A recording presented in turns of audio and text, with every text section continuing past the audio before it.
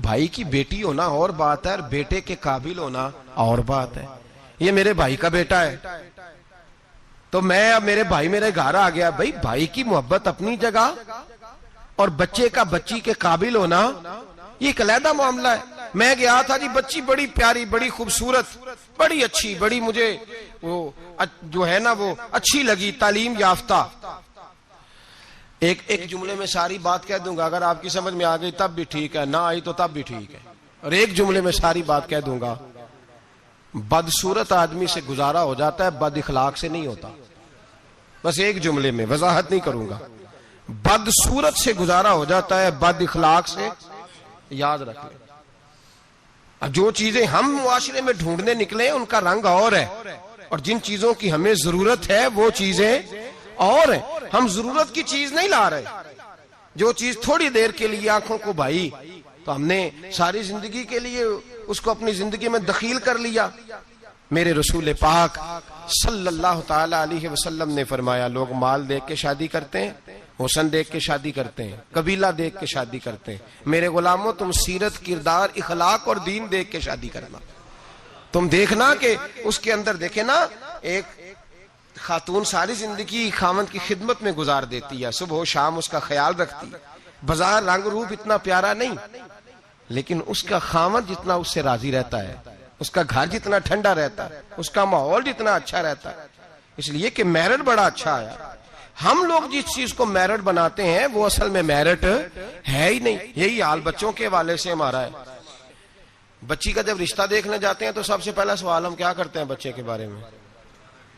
جی ایک کردہ کی ہے جی, تو کردہ کی تو کی مراد ہوں کہ تاج کھیڑ دا چونک چ بہ کے کی کردا ہے, کیا کرتا ہے؟ یہ لوٹ مار کرتا ہے, پیسے کماتا ہے.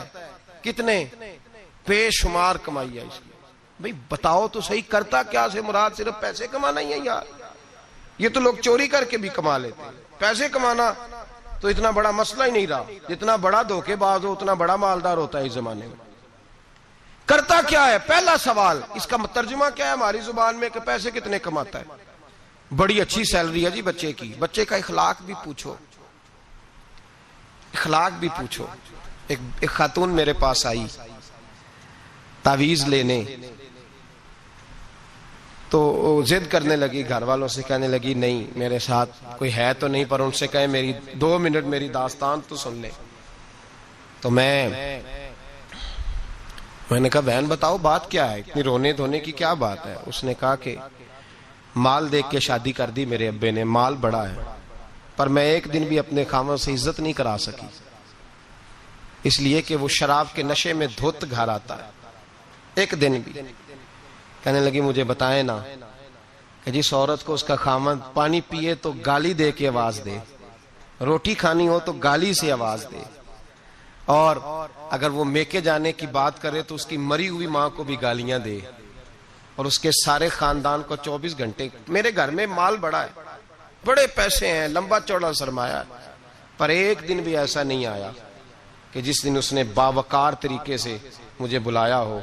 اور وہ کہتی ہے کہ مجھے کہتا ہے تیرے میکے میں بیٹھنے کو جگہ کوئی نہیں. جتنی دفعہ مجھے لے کے گیا ہے دروازے پہ اتار کے آ جاتا ہے, اور میں ٹیلی فون کرتی ہوں تو دروازے سے بٹھا کے لے جاتا. پیسے ہیں, جو میرے ماں باپ نے شاید دیکھی تھی وہ بہرحال سکھ ہے اس بچی کو اپنے گھر میں, آرام ہے. جو بندہ جاتا ہے پوچھتا ہے. میں نے کئی دفعہ یہ بات دہرائی, آج پھر دہراتا ہوں. حضرت علی کا تو اپنا مکان ہی کوئی نہیں تھا ظاہری طور پہ. کوئی کاروبار بتائے ان کا مدینے میں وہ کیا بزنس کرتے تھے, کس بنگلے میں رہتے تھے, کوئی بتائے؟ حضرت ابو بکر صدیق رضی اللہ تعالیٰ عنہ نے کہا حضور فاطمہ کے لیے رشتہ, جناب عمر نے کہا فاطمہ کے لیے رشتہ, حضرت عثمان غنی جیسے مالدار نے کہا. حضور نے فرمایا میں رب کے فیصلے کا منتظر ہوں. فیصلہ آیا تو قرہ مولا علی شیر خدا کے نام نکلا, حضرت علی کے نام قرہ نکلا. تو کہا یا رسول اللہ صلی اللہ علیہ وسلم علی کے لیے رشتہ.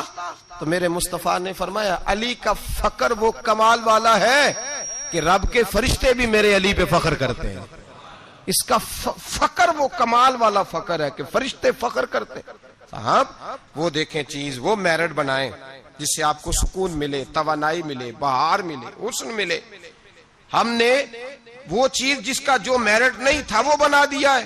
اور میں کہہ چکا ہوں محبت اور ہوتی ہے اور میرٹ قابلیت اور ہوتی ہے. کسی سے پیار ہونا اور بات ہے اور کسی کا اس جگہ کے لیے قابل ہونا یہ اور بات ہے. اولاد سے پیار ہوتا ہے کہ نہیں انسان کو؟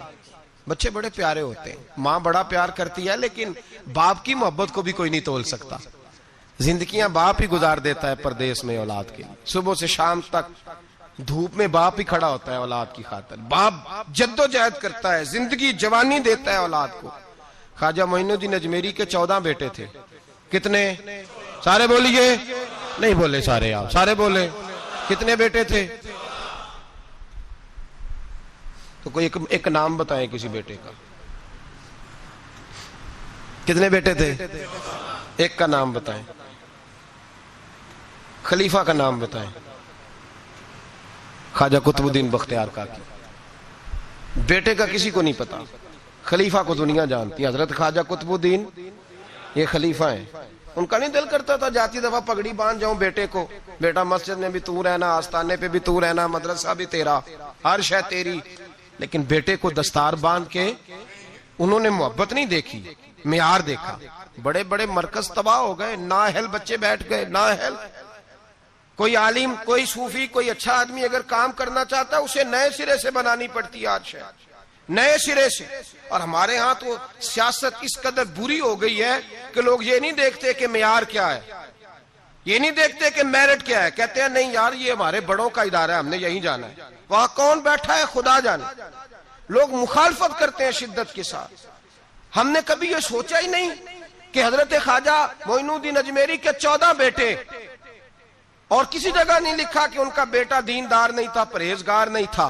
لیکن کسی نے کہا کہ حضور آپ کا فیض, آپ کا رنگ دیکھنا ہو تو کہاں ملے گا؟ فرمایا دلی میں قطب الدین بختیار کاکی رہتا ہے, ہر شے میں نے اسے دے دیا, وہاں جاؤ.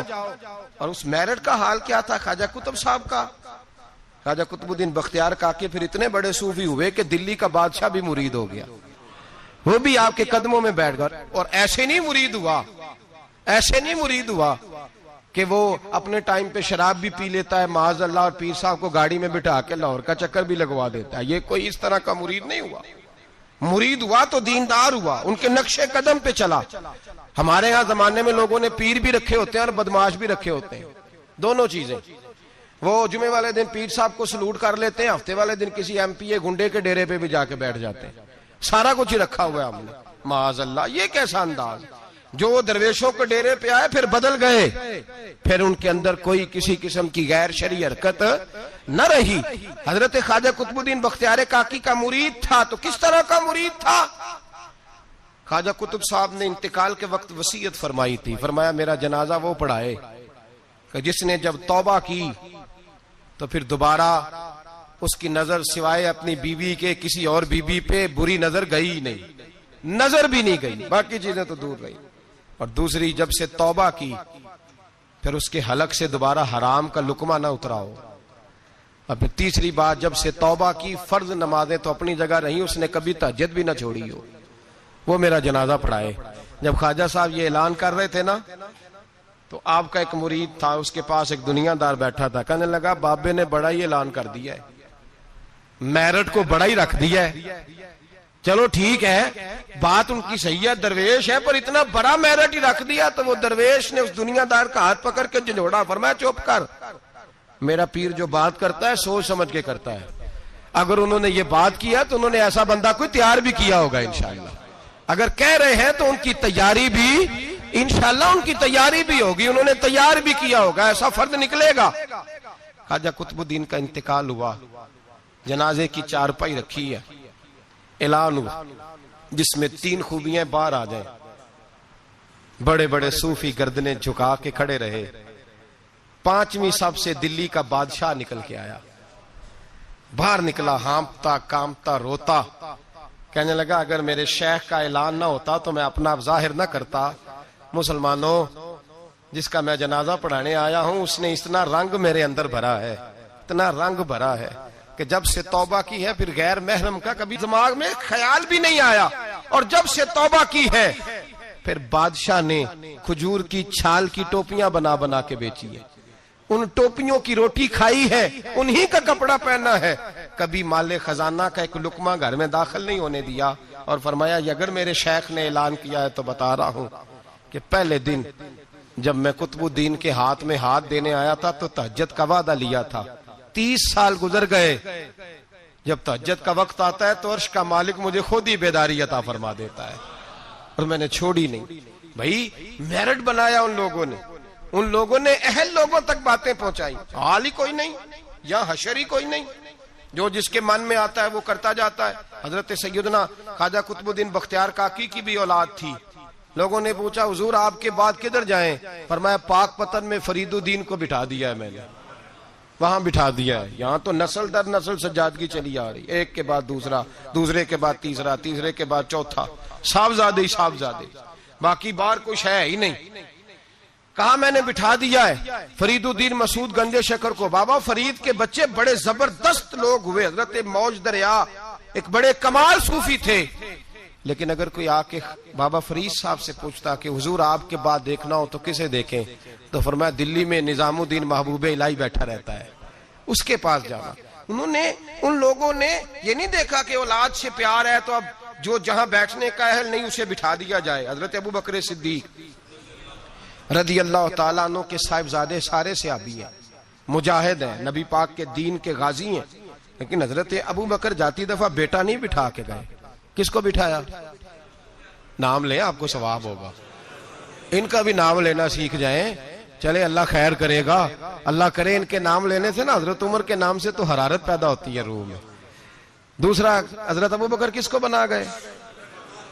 ان کے بیٹے کا پتہ کیا حال ہے؟ حضرت عمر کے بیٹے کو نبی پاک صلی اللہ علیہ وسلم نے فرمایا عمر تیرا بیٹا نیک آدمی ہے, راجل صالح, تیرا بیٹا.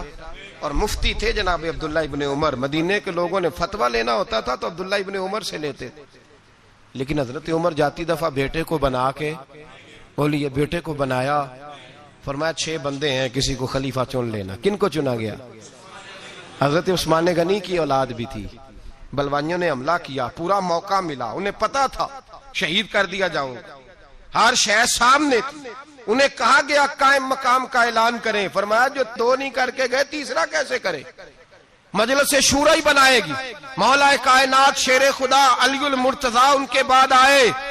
امت مسلمہ میں بغیر میرٹ کے اگر آیا تو صرف یزید آیا, وہ بغیر میرٹ کے آیا. حضرت سیدنا امیر معاویہ رضی اللہ تعالیٰ عنہ کی نشست پر, اس منبر پر جس منبر پر حضرت جناب ابو بکر صدیق, فاروق اعظم, مولا علی, عثمان غنی بیٹھا کرتے تھے, اس منبر پر جب ایسا شخص بٹھایا گیا جو اہل نہیں تھا, جس کا میرٹ نہیں تھا, جس کا بنتا نہیں تھا آنا, جو اس امانت کا اہل نہیں تھا, جب امت کے اندر انتشار آیا اور وہ شخص بیٹھا جو اہل نہیں تھا, تو پھر نقصان یہ ہوا کہ امام حسین جیسے لوگوں کی گردنیں کاٹ کے نیزے پہ لٹکا دی گئی. یہ میرٹ نہ ہونے کا نقصان یہ ہوا کہ رسول اللہ کا خاندان کاٹا گیا. پھر حضرت زینب روئیں اس نااہلی کی وجہ سے, پھر میرے مصطفیٰ کا گھرانہ تڑپا, اور حضرت امام زین العابدین نے کربلا کے میدان میں کھڑے ہو کے جو آواز دی تو مدینے تک صحابہ کی چیخیں نکلی, یا رحمت للعالمین ادرکنی زین العابدین. پھر اتنا نقصان ہوا امت کا, اتنا جس کا خمیازہ آج تک امت مسلمہ بھگت رہی ہے. نااہلوں کو سپورٹ کرنے والی قوم یاد رکھے, اور اپنے گھر کی 4 دیواری سے لے کر اعلان حکومت تک ہر نااہل آدمی کو محبت کی بنیاد پر آگے لگانے والے لوگ یاد رکھیں کہ نااہلوں کا خمیازہ بڑا سخت ہوتا ہے, بڑی دور تک بھگتنا پڑتا ہے. نااہلی کی حد ہے. 14 اگست منائی نا مسلمانوں نے, کیسے؟ آپ یقین کریں مجھے مجبوراً جانا تھا گجرانوالہ, مجبوری تھی میری, تو میں چلا گیا, ورنہ میں ایسے ایونٹس پہ گھر سے نہیں نکلتا. تو گجرانوالہ سے ہمارے شہر تک کا سفر, وہ جو گجرانوالہ کا چھوٹا سا حصہ تھا نا, وہ 1.5-2 گھنٹے لے گیا. یہ قوم ہے, یہ ٹریننگ ہے. اس کی وجہ پتہ کیا ہے؟ جن نااہلوں کو آپ نے سربراہ بنایا ہوا ہے نا, ان کی ٹریننگ ہی ناچ گانا ہے, ان کی ٹریننگ ہی ہمارے لیے سڑکوں پہ رہنا ہے, شور شرابہ ہے, ریلیاں ہیں. یوں وہ کام قوم کر رہی ہے. ابھی تھوڑے 2 مہینے پہلے ترکی کے صدر نے یوم تشکر منایا ہے. پڑھا آپ نے اخباروں میں؟ طیب اردگان جس سال فوج نے بغاوت کر دی تو قوم کو کچھ دیا تھا نا, فوجی آ گئے, حالانکہ ٹینکوں کے سامنے کھڑا ہونا کوئی آسان بات ہے, لیکن درجنوں لوگ گھروں سے نکل کے آئے اور ٹینکوں کے آگے لیٹ کے جانے دی. کہا ہمارا حکمران بڑا اچھا ہے, ہم جانے نہیں دیں گے. یہ میں آپ کو داستان حضرت عمر بن عبدالعزیز کی نہیں سنا رہا ہوں, اس شخص کی سنا رہا ہوں جو زندہ ہے. اور اس شخص نے یوم تشکر منایا تو پتہ کس طرح منایا؟ اس نے کہا صبح سے لے کے دوپہر تک قرآن پڑھا جائے گا اور عصر سے لے کر مغرب تک ذکر کیا جائے گا, اور فرمایا جب عشاء کی نماز ہو جائے تو میرا سارا ترکی مدینے کی طرف منہ کر کے کہے الصلاۃ والسلام علیکہ یا رسول اللہ, الصلاۃ والسلام علیکہ یا رسول. اور یہ والا درود اس نے لکھ کے دیا, لکھ کے. پہلے تو میں ان سے پوچھتا ہوں جو کہتے ہیں یہ درود پڑھنا کفر ہے, ترکی تو ہو گیا نا کافر سارا ہی, تو ہو معاذ اللہ نکل گئے تمہارے فتوے کی زد میں آ گئے. الصلاۃ والسلام علیکہ یا رسول اللہ. اس نے کہا یہ یوم تشکر ہے. پوری قوم نے رات کو پڑھا, اور جب اس نے اعلان کیا تو علماء اہل سنت نے فیصلہ کیا تو بھی پڑھے گا تو ہم بھی تیرے ساتھ پڑھیں گے. پورے ہندوستان میں پڑھا گیا, پاکستان میں ہماری اس مسجد میں. میں نے منسوخ کی مصروفیت اور رات کو دوستوں سے کہا نا یار ہم بھی مل کے پڑھیں گے الصلاۃ والسلام علیکہ. او بھائی یہ آپ کا پڑوسی ملک ہے ترکی, یہ قریب ہے آپ کے, وہ یوم تشکر مناتا ہے تو درود پڑھ کے. اور آپ لوگ اتنے بڑے, وہ میں رات بھی مصروف رہا, صبح فجر کے بعد بھی ایک جگہ مجھے جانا تھا, میں آ کے لیٹ گیا. اتنے بڑے باجے بچوں کو خرید کے دیے بڑوں نے, لو یوم آزادی منا لو. یہ کون سی یوم آزادی ہے؟ یہ جشن منا رہے ہو؟ یہ صرف ہم لوگوں نے ان لوگوں کو چنا ہے جنہوں نے ہمیں صرف شغل میلہ اور یہ گانا باجا سکھایا ہے. خدا را آپ دیکھیں کہ اہلیت کہاں ہے, قابلیت کہاں ہے, کون ہے جو میرٹ کے مطابق چل سکتا ہے؟ میرے رسول پاک صلی اللہ علیہ وسلم نے نااہل آدمی کو اگر کسی جگہ بٹھائے تو حضور نے تباہی کی بابت ارشاد فرمایا جب امانتیں نااہلوں کے پاس جائیں گی تو تباہیاں ہوں, فسادات ہوں, پھر فصلیں اجڑیں گی, علاقے تباہ ہوں گے. اہلیت دیکھیں, قابلیت دیکھیں. حضرت عمر فاروق رضی اللہ تعالیٰ عنہ کے صاحبزادے بڑے نیک تھے, پرہیزگار تھے, پر انہوں نے بھی اپنے بیٹے کو بنایا. کسی صحابی نے ایسی کوئی کوشش نہیں کی کہ اپنے بعد ہم اس کو نسل در نسل وراثت کے طور پر چھوڑ جائیں. محبت اپنی جگہ لیکن قابلیت اپنی جگہ. مولا جیون رحمت اللہ علیہ پیر تھے اورنگزیب عالمگیر کے, بادشاہ کے. تو اورنگزیب کے گھر میں نا ایک بوڑھی اماں رہتی تھی. تو اورنگزیب بڑا پیار کرتے تھے بوڑھی اماں سے, اس کو ہر کام میں اس سے مشورہ ہوتا. تو وہ بوڑھی ہر کام میں محبت کی وجہ سے, وہ معاذ اللہ غلط نہیں تھی لیکن محبت کی وجہ سے اس کو پوچھا جاتا. مولا جیون رحمت اللہ علیہ اورنگزیب سے ایک دن کہنے لگے کہ باقی ساری باتیں تو ٹھیک ہیں لیکن اس خاتون کو ہر شے کا نہیں پتا, تو جو اس کے شعبہ جات ہے اس میں تو مشورہ کیا کرو, تو جو اس کا شعبہ نہیں نا اس میں اس سے مشورہ نہ کیا کرو. پیار اپنی جگہ اور قابلیت اپنی جگہ, اہلیت اپنی جگہ. جو اس کا شعبہ ہی نہیں. اب کوئی فقہ کا عالم جا کے اپنی اماں سے کہے کہ میں نے 2 اصول فقہ لکھنے ہیں تو بتائیں کیا کروں, امام شافعی سے لوں کہ امام مالک سے لوں؟ تو اماں بھی یہی جواب دے گی کہ بیٹے مجھے پتہ ہی نہیں. تو جس چیز کا جو آدمی کا شعبہ نہیں اس میں اس آدمی, آپ کابل کے پاس جائیں گے, اہل کے پاس جائیں گے اور اس سے جا کے دیکھیں نا. ہمارے ہاں سائنس کے اندر سبجیکٹ رکھے گئے تو اسپیشلسٹ ہونا ایک سبجیکٹ رکھا گیا. ایک آدمی میڈیکل اسپیشلسٹ ہے, پھر اسے آگے بڑھیں گے آپ تو میدے کا اسپیشلسٹ علیحدہ ہے, آنکھوں کا. تو آپ نے اگر میدے کے ڈاکٹر سے دوائی لینی ہے تو آنکھ والے ڈاکٹر کے پاس جائیں گے. میرٹ کو دیکھیں گے آپ, جو اہل ہے آپ اس کے پاس جائیں گے. یہ تھوڑی ہے کہ جو اہل ہی نہیں, قابل ہی نہیں, اسے آپ نے رنگی ہے سیاست دوران. تو دیکھیے منزل انہیں ملی جو شریک سفر نہ تھے, جو بیچارے قابل ہی نہیں, ان کو آپ جو ہے وہ والی امانت سونپ دیں گے تو وہ تباہی کریں گے. وہ ملا جیون نے منع کیا لیکن وہ گھر میں بوڑھی اماں کا بڑا دخل تھا. اورنگزیب عالمگیر نے نا گھر کے اندر ایک شوباز رکھا ہوا تھا, باز. وہ اتنا زبردست تھا کہ وہ جا کے بہت ساری خبریں لے آتا تھا, کئی ملکوں کی خبریں لاتا اور لا کے بتاتا تھا کہ فلان جگہ بغاوت ہو رہی ہے, فلان جگہ سازش ہو رہی ہے, بتایا کرتا تھا. پھر اس میں یہ خوبی تھی